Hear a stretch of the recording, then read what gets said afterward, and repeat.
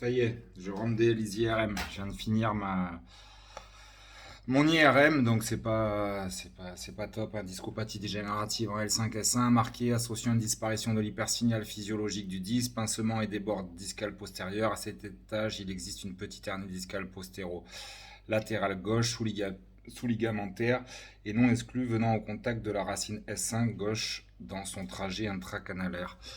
Ouais, donc du coup c'est normal que je sois interdit de reprendre les déménagements, mais justement je risque de devoir, sauf si d'ici là il y a une solution, mais bon cette nuit j'en suis arrivé à la conclusion, je ne pouvais pas attendre financièrement jusqu'au 1er septembre pour me remettre à bosser, il faut que je rebosse au 1er août, c'est-à-dire que j'ai un mois là pour essayer de me requinquer le dos autant que faire se peut, et me reposer surtout un maximum, voilà. Et après, il va falloir reprendre, hein, parce que je veux dire, la prison, c'est la rigolade à côté de la précarité, de la pauvreté, de la misère. Voilà, c'est des choses que j'ai trop connues. Je sens le moment, là, j'ai plus de fric, j'ai un loyer ici, il est exorbitant. Bon, ben, ça, c'est la hausse des loyers. Tout est devenu beaucoup plus cher en France en 20 ans. Pour nous, les classes populaires, pour les pauvres, pour tous les gens normaux, je veux dire, c'est plus vivable. Hein. Voilà, hein, il faudrait gagner 2000 euros net, on est bien d'accord, pour à peu près espérer survivre, quoi. Hein. En étant tout seul, sans famille, tout ça, notamment, parce que j'ai dit, Marc, quand je veux dire, on n'est pas des bourgeois, donc tous les problèmes se cumulent. Donc voilà, il n'y a aucune aide dans le Var, c'est comme ça, il n'y a absolument aucune aide. Du boulot, de toute façon, il n'y en a pas. Donc voilà, donc cette nuit, j'ai pas dormi jusqu'à 5 heures du matin, j'avais le dos déjà explosé. Et puis je me suis dit, c'était bien beau l'idée de dire 1er septembre Saint-Gilles, rentrée des sports, rentrée sportive, économique, politique, universitaire, scolaire, des entreprises professionnelles, etc., des administrations, tout ça. Sauf que moi, je vais pas pouvoir tenir au prix où ça coûte la vie là. Pourtant, je limite mes dépenses au possible. Hein, je bouffe des pâtes. Moi, je pourrais pas tenir. Donc voilà, j'ai un mois, on est le 1er juillet, il faut que je rebosse le 1er août, voilà ce que c'est la galère du peuple actuellement, les paquets de clopes 10 balles, je veux dire, mais ils veulent qu'on a, il y a que Macron qui fume pas, il y a que les bourgeois qui fument pas. Normalement, ils ont pas le stress du boulot, ils ont pas le stress de ce que c'est qu'une insomnie jusqu'à 5 heures du matin, de te dire putain, mais à quel moment je vais finir dans la rue. Donc voilà, cette France, elle est écœurante. Moi, Macron, je repars pas sur 5 ans de Macron. Hein. Je veux dire, c'est de la folie, la France, on va dans le mur. Il va y avoir de toute façon une révolution. C'est passé à deux doigts avec les gilets jaunes. Hein. Et moi, j'ai plein de gens, je croisais, hein, qui me disaient, ben, moi, j'aurais espéré que ça pète enfin, que ça pète enfin. Il suffit d'une seconde, hein, quand le flic il a failli tirer sur un gilet jaune, et que finalement, à Paris, là, donc du coup, le motard, là, voilà, ça partait, c'est sûr, en révolution. Hein. Bon, il y en a qui pensent que c'est salutaire. Moi, on me catalogue révolutionnaire. Oui, en tout cas, je veux dire, il faut un changement majeur. Hein. Je veux dire, c'est de la folie, là, ce qu'on est allé, la France, que c'est devenu en 20 ans pour les anciens, là. Je veux dire, leur politique néolibérale. Capitaliste, faite pour les riches, c'est l'argent érigé en valeur suprême, je veux dire en France. Là, on recevait Macron encore le loup de Wall Street, le plus puissant de Wall Street, qui choisit la France, et les journalistes économistes qui disaient la France est devenue, mais ce que je dis depuis longtemps, hein, puisque je regardais les classements Forbes, tout ça, avec les Bernard Arnault, Pinault, tout ça, qui sont... la France, on est dernier partout, et même en foot maintenant, vu le match contre la Suisse, mais on est les champions du monde, effectivement, du capitalisme, de la finance, tout ça. Et bon, et Macron, ben voilà, Macron, tout est lié à Macron. Donc il reçoit la plus grande banque parce qu'il va y avoir des investissements en France, en fait, d'un pays de la... On est devenus les champions du monde du capitalisme, de la finance, des actionnaires, tout ça. Donc en France, il y en a qui s'en mettent plein les poches, c'est écœurant. Moi, j'habite ici dans le sud, on l'a vu totalement se métamorphoser, le sud-est en quelques années, c'est plus vivable, ça m'écœure. Ça m'écœure. Là, on est quoi? On est 70, c'est devenu, quand je suis descendu de Pantin, ou en Pantin, ça doit être 20% de bourgeois pour, enfin, la Seine-Saint-Denis, du moins le 93, pour 80%, on va dire, de classe populaire, de classe normale, moyenne, populaire. etc. Donc non bourgeois et non riches en termes de sociologie. Et là, ici, dans le Var, c'est l'inverse. Mais c'était pas comme ça avant. Quand on est descendu, nous, en 86, c'était à peu près 50-50. Sauf que maintenant, tout a changé. Genre, les habitants, en fait, les pauvres, on a été obligés de se barrer. Et moi, le suivant, hein, je veux dire, au fur et à mesure, on est obligé. Tout a explosé, les prix de l'immobilier, puisqu'ils ont fait venir par un effet de vase communicant et par cette putain de logique de l'offre et de la demande. Les loyers, ils ont fait venir tous les riches des quatre coins de la France, ils en ont fait un coin de villégiature, et du coup, et c'est vrai aussi pour Marseille, hein, ils ont refait le panier, tout ça, ils ont viré tous les pauvres. Et donc les prix sont exorbitants, et nous, du coup, c'est le contraire du 9-3. Le 8-3, 9-3, nous, on est 20, plus que 20% de classe populaire pour 80% de bourgeois et de riches. Et qui sont écœurants. Ce sont des gens écœurants, même intellectuellement, tout, moralement. C'est terrifiant ici. Et donc forcément, en plus, il n'y a pas de boulot, puisque c'est que les professions libérales, tout ça. Et donc, et puis même les touristes, tout ça, moi je le vois, là, ça y est, c'est bon, je descends plus sur les plages, tout ça. Il y a 20 ans, c'était magique. Moi, je suis côté de Sanary, Toulon, ça a toujours été mon secteur. Moi, hein, Toulon, la Seine, sur mer, Sanary, Olioul, Bandol, voilà, Toulon. Bon, ces 5-6 villes, là, j'ai passé toute ma vie là-dedans. Mais voilà, les touristes qui viennent, là, ça y est, ils sont arrivés, c'est plus du tout ceux d'il y a 20 ans.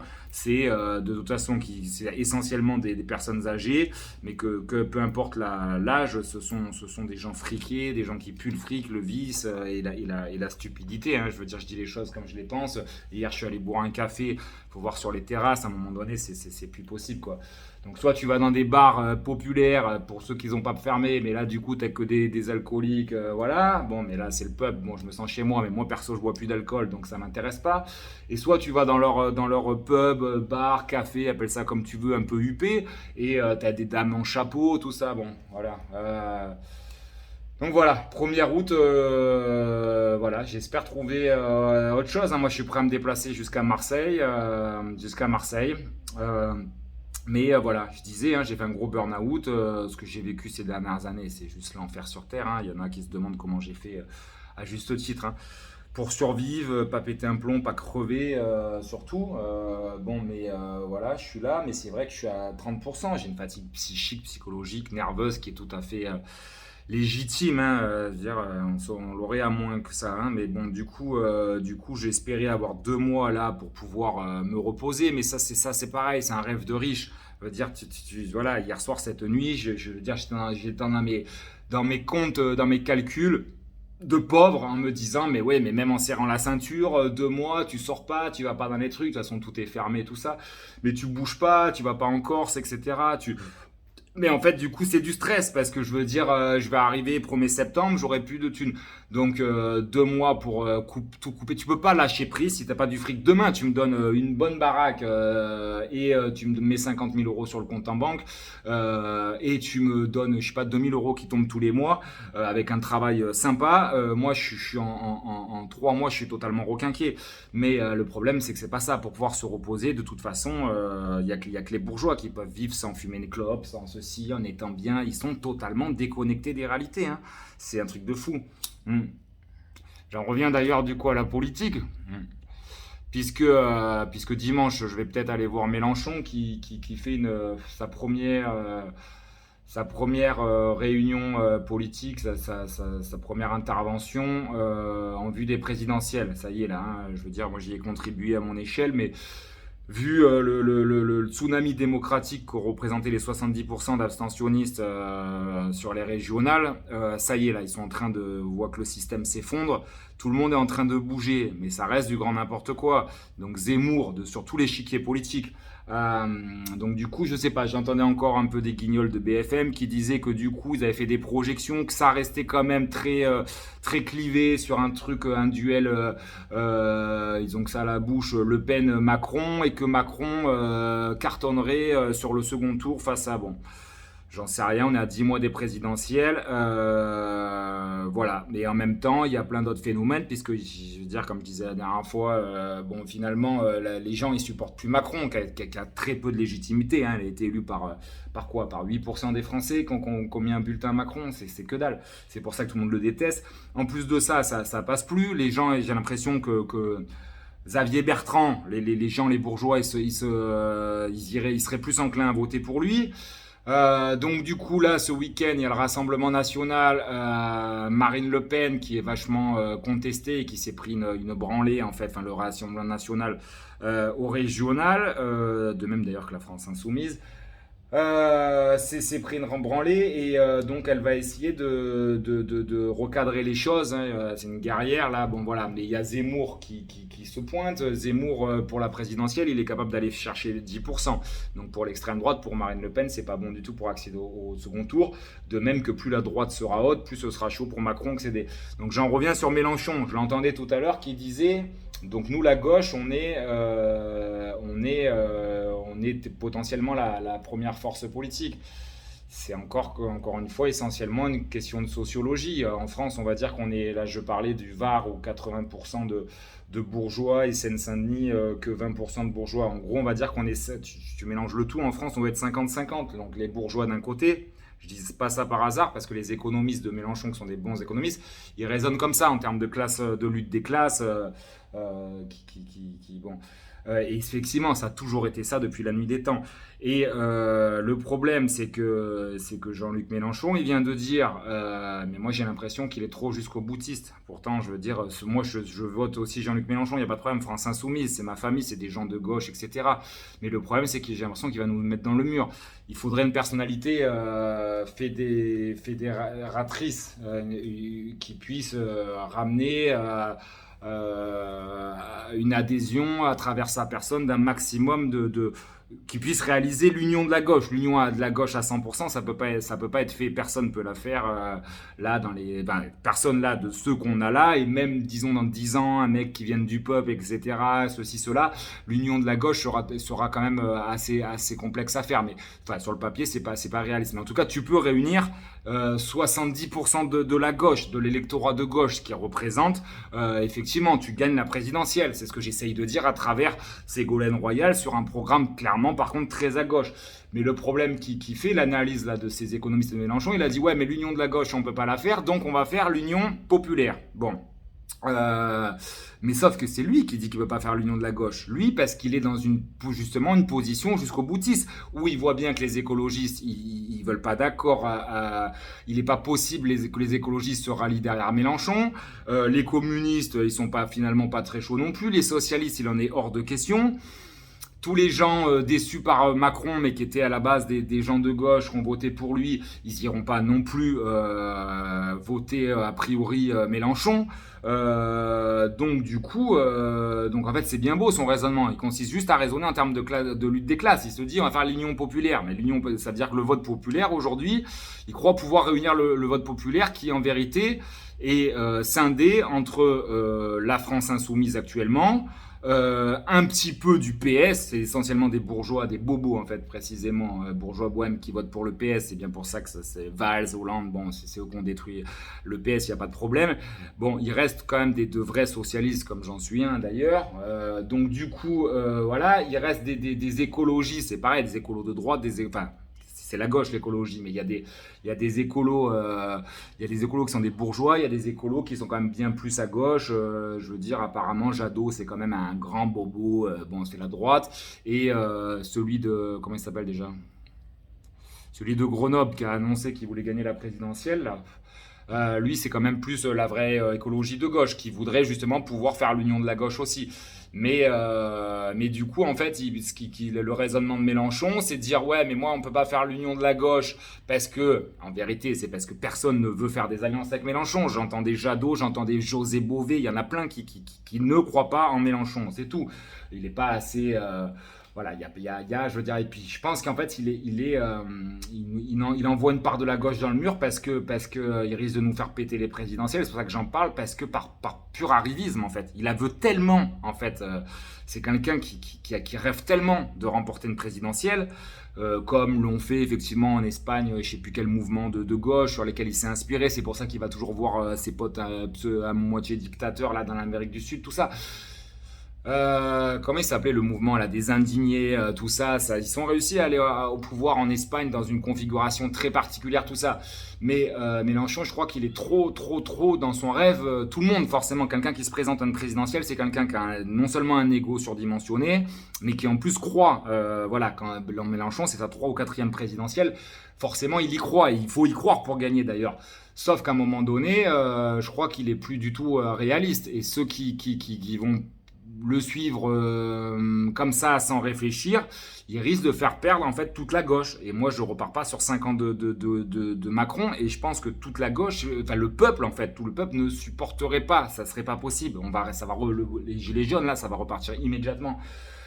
C'est trop le parti de l'arrogance, c'est plus, regardez, je suis à 2 doigts de me retrouver à la rue, on est plein dans le même cas en France, c'est plus possible, je vais reprendre un poste de déménageur alors qu'il n'y a aucune aide, il n'y a plus de service public, il n'y a plus de social, il n'y a plus d'emploi, il n'y a plus de service public de l'emploi, il n'y a plus de service public de cohésion sociale, je veux dire, ils réduisent les budgets dans tout, il n'y a plus de postes de fonctionnaires créés, c'est les politiques de rigueur, tout ça, mais ça va être de pire en pire, on repart sur 5 ans de Macron, mais je veux dire, il faut quelque part mieux Marine Le Pen et le Rassemblement national.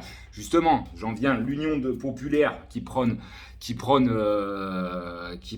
Jean-Luc, c'est un rêve, parce qu'en vérité, c'est la sociologie électorale aujourd'hui, ça fait qu'effectivement, les classes populaires, elles sont scindées, le vote entre tous les abstentionnistes, que tout le monde rêve d'avoir, mais à mon avis, il faut venir du peuple pour aller choper, il faut l'avoir été soi-même anti-système, qui est quand même le plus gros parti de France, il ne faut jamais l'oublier, 70% d'abstention, voilà, et c'est pas d'hier, et ça ne fait qu'empirer, mais c'est le Rassemblement national aujourd'hui, l'extrême droite, où vote, et avant c'était le FN, où votent le plus les classes populaires, je vous dis, moi, tous les ouvriers, tout ça, plein de potes à moi, ils votent Rassemblement national, parce que c'est la gauche, ils ont été délaissés par la gauche, donc forcément, pour eux, c'est le Rassemblement national, bon, c'est clair. Et donc du coup, voilà, je veux dire, mais ça veut dire quoi? Il croit qu'il va prendre toutes les voix de Marine Le Pen au premier tour? Ça veut dire peut-être 25%. On va dire que Zemmour, elle arrive à l'écraser avant. Mais quand bien même Zemmour serait là, à mon avis, elle va le remettre en place assez vite. C'est un feu de paille, Zemmour. Mais ça risque de lui faire mal quand même à Marine. Il va lui faire 7-8%. Lui prendre 7-8%, mais Marine, elle sera quand même à plus de 20%. Mélenchon, voilà. Par contre, Mélenchon risque de faire mal à la gauche s'il n'y a pas, voilà. Ou alors, c'est que Mélenchon, mais dans ce cas-là, il faut les écologistes se rallient derrière Mélenchon, parce que sinon c'est te prendre 10% au premier tour. Un mec comme Jadot ou le maire de Grenoble, là, je sais plus comment il s'appelle, c'est clairement 10% les écologistes qui partent tout seuls. Les socialistes, ils vont aller faire, Hamon l'avait fait 5% la dernière fois, ils vont refaire 7-8%. Oui, du coup, oui, Mélenchon, c'est la grosse personnalité politique actuellement à gauche, mais si les autres ne veulent pas se mettre derrière, c'est foutu. Il est bien plus probable que ça s'est passé avec Dupont, là, comment il s'appelle, là, le Debout la France, tout ça. Et il est bien plus probable que Zemmour se rallie finalement derrière les Marine Le Pen, à un moment donné à l'extrême droite, que au niveau de la droite, il y ait facilement, très, très rapidement plus une alliance, tout ça, qui pourrait qu'imaginer que les socialistes, les écologistes se rallient derrière Mélenchon. Maintenant, j'en sais rien. Si lui il croit, si c'est possible, il faut que y ait tous les socialistes, tous les communistes, toute la gauche, l'ensemble de la gauche. Il faut faire l'union de la gauche. Donc en fait, l'union populaire, ça n'a pas de sens, parce que tu n'iras pas prendre les voix à Marine Le Pen, tu n'iras pas prendre la voix des abstentionnistes invétérés, etc. Voilà, c'est pour ça que j'en reviens toujours sur le fait, voilà, ok, bah, la solution idéale, ce serait Ségolène Royal, parce qu'elle incarne un truc où elle va aller chercher en fait large sur toute la gauche. Elle peut faire l'union de la gauche. Moi qui peux faire l'union de la gauche, j'en vois pas 500, hein. À la fois le charisme, à la fois les capacités intellectuelles, à la fois la connaissance des trucs, tout ça, c'est clair que elle, ça va aller chercher beaucoup plus de personnes derrière. Mais en tout cas, il faudra qu'un seul candidat, c'est sûr. Bon, toujours est-il que du coup, je vais peut-être y aller dimanche à sa réunion. Et moi, je me donne un mois, je me repose un mois maximum. Je prépare toujours, Super Spartan Race, là, tout ça. Là, j'enchaîne le sport. Ça sera le 3 octobre et tout en fumant des clopes, hein. Ferai mon top 20 quand même, hein. Quand t'as la rage et le potentiel, il n'y a pas de problème. Mais moi, ce qui m'angoisse, c'est que j'ai pu pouvoir payer mon loyer. Là, j'ai encore fait des courses à netto. T'achètes 3 merdes, c'est 35 euros maintenant pour ton netto, hein.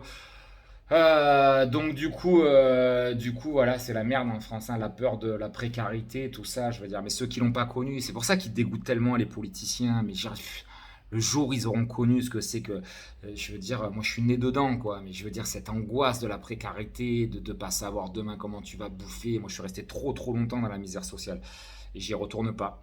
Donc voilà, première août, moi il me faut un taf. Et s'il faut repartir dans le déménagement, avec cette discopathie dégénérative et l'interdiction par les médecins de reprendre, eh ben je reprendrai quand même parce qu'il faut remplir le frigo. Voilà, donc voilà, super mois de juillet. La Tina, elle est là. Toujours, il faut qu'elle soit à côté de moi. Elle a besoin de ma présence. En fait, si je vais aux toilettes, elle se met aux toilettes, elle va à côté. C'est fusionnel. Pour elle, je suis vraiment son père. Donc voilà, 1er juillet. Demain, je vais m'entraîner 2 heures à la salle de sport. Dimanche, j'irai peut-être voir Mélenchon. Mais ouais, témoigner encore, hein, de cet enfer. Et t'as aucune aide, hein, t'as aucune aide. J'étais en tôle, j'ai retourné les SPIP, tout ça, ils en ont rien à foutre. Tu crèves pour eux, c'est la même chose. Tu leur demandes de faire un CV, du boulot, tout ça. Non seulement ils en ont pas l'envie, et en plus ils en ont pas les moyens, et ils en ont pas la compétence. Donc du coup, tout est lié. Bon ben voilà, écoute, hein, en France on te laisse crever, le peuple on le laisse crever. Donc après, s'ils croient qu'à un moment donné ça va pas péter, voilà, moi je te dis cette nuit jusqu'à 5 heures du matin entre le mal de dos et puis à un moment donné de me dire putain mais Gilles t'étais sur des comptes là d'apothicaire où en fait il suffit qu'il y ait en plus sachant que je dois passer le contrôle technique, donc j'en ai pour 200 balles à peu près pour changer les deux cylindres blocs plus toutes les petites lumières à droite, à gauche, là, les feux de croisement, tout ça. On va dire, même si je fais ça au black et tout, je veux dire, c'est au moins 200 balles. Voilà. Donc, il faut bouffer tout ça. Moi, je tiens pas jusqu'au 1er septembre parce que sinon, ça veut dire que vu que comme je suis déjà angoissé par la peur de me retrouver SDF, donc j'imagine que on est à peine le 1er juillet. Là, ça a été la nuit de la réflexion. Voilà, ça aurait été bien de pouvoir étudier, faire du sport à bloc pendant 2 mois, mais l'idéal, c'est d'être un riche ou d'être un bourgeois, de pouvoir partir en vacances. Je pars en Guadeloupe, j'ai du fric, voilà, c'est pour ça que les bourgeois, ils ont ce luxe de pouvoir avoir l'esprit libre également pour faire les études, tout ça. Donc moi, j'ai juste un mois pour étudier, je vais être dérangé par absolument personne. J'ai mon meilleur pote jaune à partir en Corse, j'ai Bert, il est là à côté, entre les quartiers nord à Marseille et ici. Bon, il ne bosse pas pour l'instant, mais ça va. Bon, on va juste... voilà, donc du coup, mais je ne suis pas disponible, je me repose un maximum et puis je m'entraîne un maximum, je bouquine un maximum et il me faut à partir du 1er août, je suis dans les starting blocks pour avoir de nouveau un CDI ou un CDD pour maximum le 10 août. Voilà, la moitié des touristes qui commenceront à se barrer, je peux plus me les voir. Je peux plus me les voir, les gens. C'est un truc de fou, notamment les riches. Je veux dire, bon, je vois bien, et ben, j'ai le cœur sur la main. Je vois bien, en plus il y en a, ils sont un peu détruits par le Covid, les confinements et tout, mais c'est le côté qui te dégoûte quand tu connais l'économie, le système, que bon, tu les vois, c'est des moutons, ils ont rien à la tête, ils ont du fric, ouais, mais s'ils comprennent pas que le fric, c'est parce que ça aussi, il faut arrêter de s'inventer une histoire qui travaille plus, toutes les conneries de ce crétin de Sarkozy, de ce qui raconte la droite qu'ils ont rien dans le cerveau. Tu travailles plus, t'en as plus. Non, ceux qui créent ceux qui ont le fric, c'est ceux qui vont créer de l'emploi, c'est de la connerie. C'est parce que certains en ont trop que d'autres en ont pas assez. Ça s'arrête là, point barre, hein. Je veux dire, il faudrait, comme John Rawls disait, une justice sociale, hein. C'était un philosophe économiste américain, que les différentes de richesses chez les individus, elles soient faites en fonction des mérites de chacun. Mais c'est pas le cas quand tu nais je veux dire, déjà dans un milieu bourgeois et que tu as tout eu et que tu finis avocat ou magistrat comme tous ou médecin. Voilà, nous en bas, on vit vraiment l'enfer. C'est l'enfer. Et il y a que Tina qui est heureuse, voilà, mais parce qu'elle a le meilleur père du monde, c'est tout. Et voilà, mais même elle me coûte cher, hein. C'est 6 euros ses croquettes. Bon, je m'en fous, elle passera toujours avant moi, Tina. Mais voilà, c'est vraiment la merde en France. Donc c'est bon, je suis prêt à repartir sur les déménagements, hein. Voilà. Par contre, j'aimerais qu'on me paye au moins 1 800 euros, hein, parce que 550 euros de loyer, t'as plus les APL, l'essence, les clopes que tu fumes pour tenir le coup la journée. Retomber dans l'alcool, je retomberai pas. La douleur, je vais essayer de voir là pour prendre encore c'est interdit par la Sécu, mais je vais m'arranger pour avoir des antidouleurs supérieurs. Moi, mon foie, il va pas craquer. Un mec qui a bu 2 litres de whisky par jour, il est capable d'encaisser beaucoup plus que les gens normaux, ils encaissent. Je crois que c'est limité à 400 mg de tramadol par jour. Un dérivé de la codéine, je sais pas quoi là. Donc du coup, je vais essayer de voir avant la reprise du boulot pour rajouter encore des antalgiques, hein, des antidouleurs encore plus puissants, genre Laxinant en 10 mg par jour. Mais voilà, après, il va falloir serrer les dents, et puis voilà, et puis faire les déménagements, c'est reparti, des journées d'enculé, de commencer à 6h30 le matin, finir à 20h le soir, hein. Après, qu'ils ne s'étonnent pas qu'on ait la haine ou que tous les ouvriers ils soient dans l'alcool, qu'ils soient détruits, que tu le vois sur leur gueule, ou comme moi, qu'ils aient le dos pété sur les chantiers. Voilà, qu'ils aillent vraiment bien se faire enculer, en fait, les politiciens, là, toute cette bourgeoisie en fait qu'occupe la France, qui contrôle la France depuis trop de temps, hein. Je veux dire, et je ne suis pas révolutionnaire du tout, monsieur le procureur, ou je sais pas, là, tous ces abrutis. Je suis juste lucide et je dis, y a des gens qui ont beaucoup plus la haine que moi. Genre, il y en a des millions en France, hein, et des gens qui sont dans la même précarité que moi. Il y en a des dizaines de millions qui s'étonnent pas que derrière il y ait la haine, et qui s'étonnent pas si demain mon nez ça pète, parce que je veux dire, c'est juste abominable de voir le spectacle comme tu le vois ici, par exemple dans le sud-est, mais comme partout en France, de voir les riches de leur côté, les bourgeois complètement déconnectés de la réalité, les politiciens qui te pissent ouvertement sur le peuple, sur les Français, sur les travailleurs, qui sont totalement déconnectés des réalités, qui sont suffisants, hautains. Ouais, et puis qui pensent qu'à leur gueule, au pouvoir, à leur petit poste, leur petite magouille et tout, alors qu'ils te font avaler que pendant juste le temps d'une élection, qu'ils vont essayer de s'occuper de toi, alors que c'est toujours de pire en pire, et que voilà, oui, que pour les bourgeois, les riches, mais même eux, ils supportent plus, même eux, ils vont plus voter. Donc ouais, il y en a un peu plein le cul. C'est la seule chose, c'est qu'il faut que ça bouge. Donc moi, bon, je reste sur le front, pas se laisser abattre. Ce qui est juste, voilà, juste ce qui est certain, c'est que je peux pas tenir financièrement jusque sans bosser. Là, le RSA, je rappelle, hein, pour ceux qui croient qu'on est des assistés, enfin que les Français qui à un moment donné touchent les minima sociaux sont des assistés, c'est une torture. Hein. Tu es à 460 euros, évidemment, tu profites de rien, t'es pas du tout assisté, tu survis même pas, c'est l'enfer, 460 euros. Bon. Donc du coup voilà, moi je reprends le boulot et politiquement, dimanche je serai peut-être avec Mélenchon, tout ça. Par contre je pense qu'il faut qu'il redescende sur terre et que tout le monde en soit bien conscient. C'est bien beau de vouloir une présidentielle, il y a plein de gens qui rêvaient de gagner la Ligue des Champions, ils l'ont jamais gagné. La présidentielle, des gens qui rêvaient de la gagner, il y en a eu plein dans toute l'histoire de France. Bon, voilà, à un moment donné, moi, ce qui m'inquiète, c'est le sort du peuple, justement. Les gens qui votent Mélenchon, qui votent écologistes, qui votent ceci, qui votent Marine Le Pen et tout. Mon souci, il est là. Le reste, je m'en fous, moi. Les ambitions des uns et des autres. Le problème, c'est que je crois que dans cette démarche-là, de même, c'est le même raisonnement d'ailleurs pour Zemmour de l'autre côté, parce que quand il croit, Mélenchon, que c'est l'Union populaire, donc l'Union populaire, je te dis, c'est beaucoup plus Marine Le Pen. Ça, c'est l'Union populaire, en termes de sociologie, c'est effectivement entre les abstentionnistes, invétérés, les antisystèmes, et le Rassemblement national en premier, Marine Le Pen, et en deuxième, la France insoumise. Ok, il n'y a pas de problème.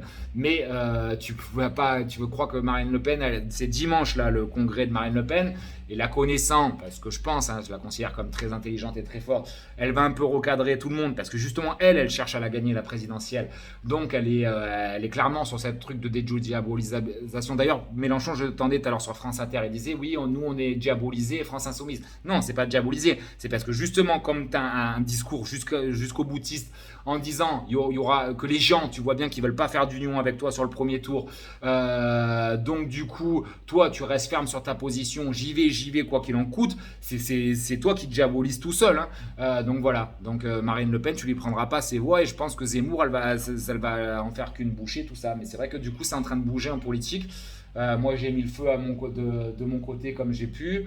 Il y a eu cette raclée au niveau des régionales, 70% d'abstentionnistes. Il y a les Français qui sont à deux doigts de la révolution, il y a les Français qui crèvent, il y a eu le Covid.